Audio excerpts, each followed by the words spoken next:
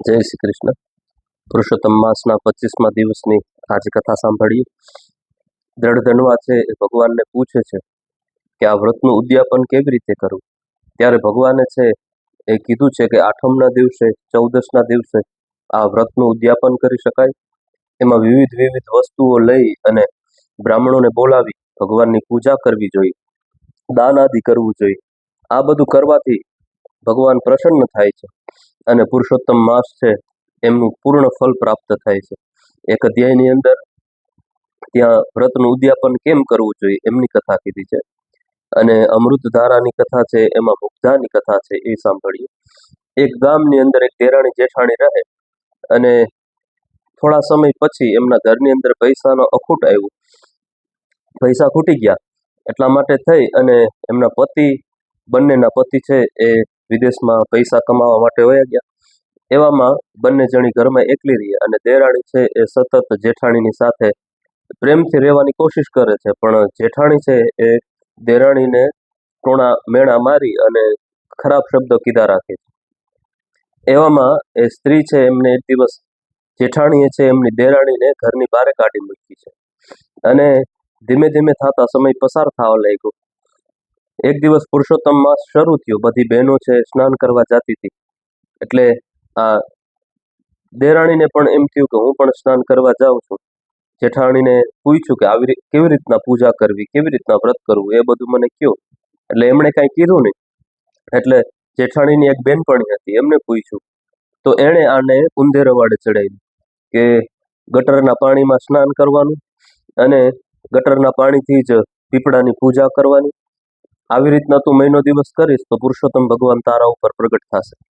હવે આ બેનને તો શ્રદ્ધા હતી ભગવાનમાં, એટલે એમણે એવી રીતના વ્રત કરવાનું શરૂ કરી દીધું.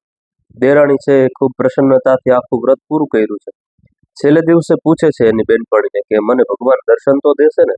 તો કે હા હા, આજ છેલ્લો દિવસ છે, તું પીપળે જઈને પ્રાર્થના કરજે કે ભગવાન કાલે મારા ઘરે જમવા પધારજો અને હું હવે મારું વ્રત પૂર્ણ કરી લઉં, એવી રીતની પ્રાર્થના કરજે એટલે પીપળામાંથી અવાજ આવશે.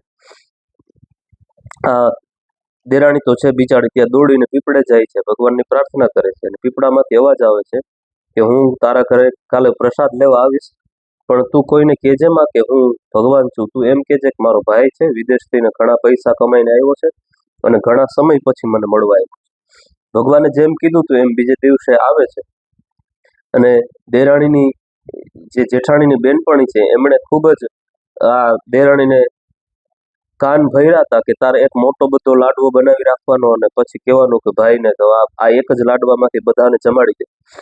એટલે એવી જ રીતના કરે છે. બેન તો બિચારી ભોળી છે. એટલે ભગવાન આવે છે ને જોવે છે એટલે હસવા માંડે કે બેન તું બહુ ભોળી છો, લાવ.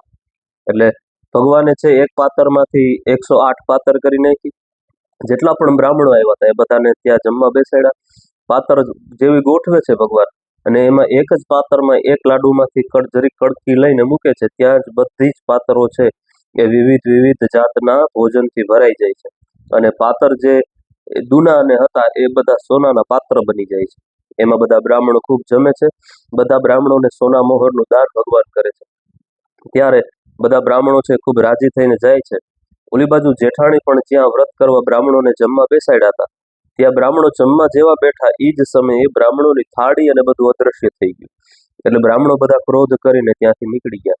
આખા ગામની અંદર જેઠાણી છે એમનું નામ બદનામ થયું અને દેરાણી છે એમના પર ભગવાને કૃપા કરી છે.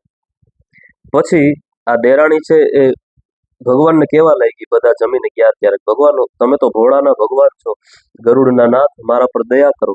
ત્યારે ભગવાને પોતાના રૂપના દર્શન કરાવ્યા અને કીધું કે બેન તારા આ પુણ્ય પ્રતાપથી હું તારો ભાઈ બનીને આવ્યો છું. હવેથી તારા પતિ અને તારા જેઠ છે એ ખૂબ જ ધન કમાઈને થોડા સમયમાં આવી જશે અને તારા પુણ્યના પ્રતાપે તમારા ઘરની અંદર તમે બધા હળી મળીને રહી શકશો. એમ કરી અને ત્યાં ભગવાન અંતર્ધ્યાન થયા. આ કથા અહીંયા આજની પૂરી થાય. બધાને લિંક શેર કરીએ. જય શ્રી કૃષ્ણ.